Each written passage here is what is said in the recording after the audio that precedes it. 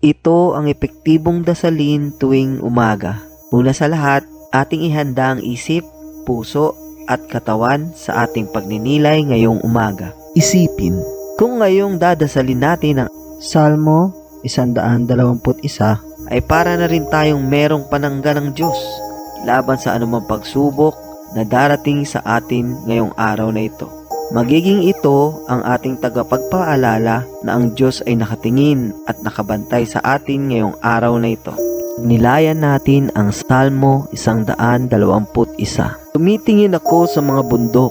Saan kaya nanggagaling ang aking saklolo? Ang tulong para sa akin ay nanggagaling sa Panginoon na gumawa ng langit at lupa. Hindi niya papayagan na ikaw ay mabuwal. Siyang nag-iingat sa iyo ay hindi natutulog. Pakinggan mo ito. Ang nag-iingat sa mga taga-Israel ay hindi umiidlip o natutulog. Ang Panginoon ang nag-iingat sa iyo. Siya'y kasama mo upang ikaw ay patnubayan. Hindi makakasakit sa iyo ang init ng araw o ang liwanag ng buwan kung gabi. Iingatan ka ng Panginoon sa anumang kapahamakan, pati ang buhay mo'y kanyang iingatan. Ang Panginoon ang mag-iingat sa iyo, nasaan ka man, ngayon at magpakailanman. Halika na at umpisahan ang pagdarasal. Halina Espiritu Santo, aking kang inaanyayahan na ako ay puspusin at samahan. Hinihiling ko po na iyong dahan-dahang balutin ang puso ko at 10 ng aking pamilya. Sa ngalan ng Ama, ng Anak, at ng Espiritu Santo. Amen.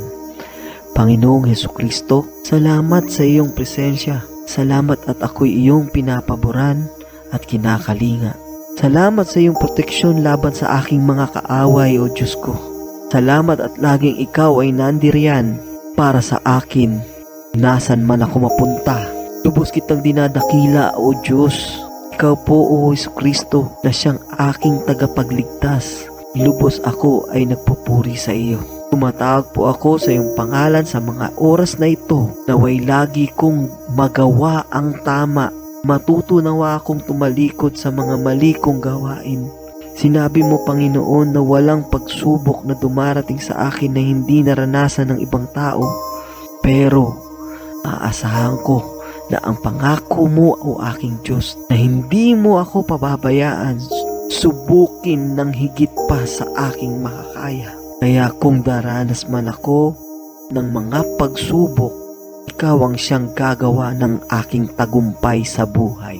Panginoon, nagpapakumbaba po ako at naninikluhod sa iyong banal na presensya. Pinagdarasal ang aking buong pamilya at buong kamag-anakan.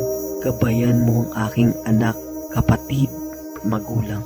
Ituro mo sa amin, Panginoon, ang daan sa kaligtasan. Ikaw ang maging sentro ng aming buhay. Wala sa amin ang karapat-dapat na tumawag sa iyong pangalan, O aking Diyos. Ngunit dahil ibinigay mo sa amin si Jesucristo na iyong anak upang kami tubusin sa tiyak na kapahamakan, kami ngayon ay may pag-asang maligtas. At ako ay lubos na nagpapasalamat sa buhay mo para sa aming buhay, Panginoong Jesucristo. Tinatanggap kita na ikaw na ang magiging hari ng aking buhay. Ikaw na ang aking susundin at hindi ang aking sarili, O Diyos ko. Naway gabayan mo po ako at turuan magdasal bago ako umaksyon sa aking mga gawain sa araw-araw. Simula ngayong araw na ito, matataniman ng mabuting punla mo ang aking puso at ito ay lalago. At nang sa gayon, balang araw ay ako na ang iyong maging kinatawan, tagapagpahayag ng salita mo at tagabigay ng magandang balita sa mundong ito. Itong lahat,